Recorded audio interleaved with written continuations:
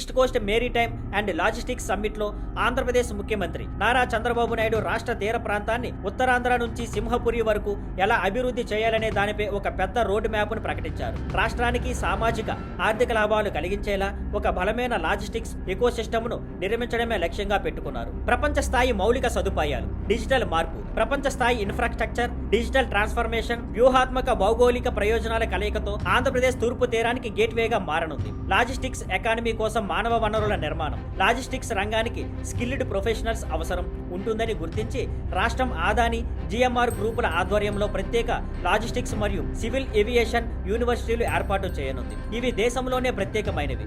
ఇవి కొత్త ప్రతిభను పెంపొందించడంతో పాటు పరిశోధన, ఇన్నోవేషన్ పరిశ్రమలతో భాగస్వామ్యాలు తీసుకొస్తాయి. పోర్ట్ ఇన్ఫ్రాస్ట్రక్చర్ విస్తరణ. ప్రస్తుతం రాష్ట్రంలో 6 పోర్టులు పనిచేస్తున్నాయి. మరో 4 అభివృద్ధిలో ఉన్నాయి. రాష్ట్ర లక్ష్యం 1050 కిలోమీటర్ల తీర ప్రాంతంలో ప్రతి 50 కిలోమీటర్లకు ఒక పోర్టు లేదా ఫిషింగ్ హార్బర్ ఉండాలి. ఇది దేశంలో 2వ పొడవైన తీర ప్రాంతం కావడంతో Andhra Pradesh multi modal cargo hub గా నిలవనుంది. ప్రస్తుతం సముద్ర కార్గో రవాణాలో ఏపీ దేశంలో 2వ స్థానంలో ఉంది. ఆర్థిక వృద్ధి, పరిశ్రమల అభివృద్ధి. ప్రస్తుతం లాజిస్టిక్స్ రంగం రాష్ట్ర జిఎస్డిపిలో 1% వాటా కలిగి ఉంది. కొత్త ప్రణాళికతో దీన్ని 3%కి పెంచాలని ప్రభుత్వం లక్ష్యంగా పెట్టుకుంది. షిప్ బిల్డింగ్ యార్డులు, కంటైనర్ రిపేరు హబ్బులు, డిఫెన్స్ వెజల్ మ్యానుఫ్యాక్చరింగ్ యూనిట్లు ఏర్పాటు చేయనున్నారు. దీంతో విశాఖ ఇప్పటికే డిఫెన్స్, ఫిష్ బిల్డింగ్ రంగంలో ముందున్నట్లు రాష్ట్రం మరింత అభివృద్ధి చెందుతోంది. బకింగం కాలువ పునరుద్ధరణ. కాకినాడ నుంచి చెన్నై వరకు విస్తరించిన బకింగం కాలువను పునరుద్ధరించనున్నారు. దీని ద్వారా తక్కువ ఖర్చుతో పర్యావరణహిత రవాణా సౌకర్యం కలుగుతుంది. రోడ్లు, రైలుపై ఒత్తిడి తగ్గుతుంది. డిజిటల్ ట్రాన్స్ఫర్మేషన్ ఖర్చు తగ్గింపు.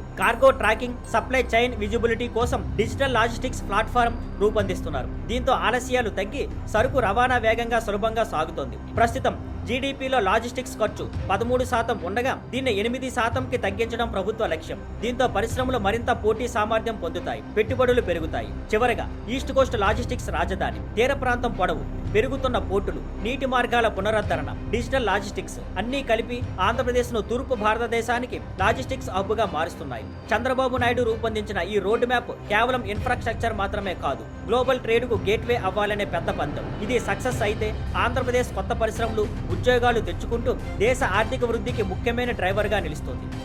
Thank you for watching. Please like, share and subscribe.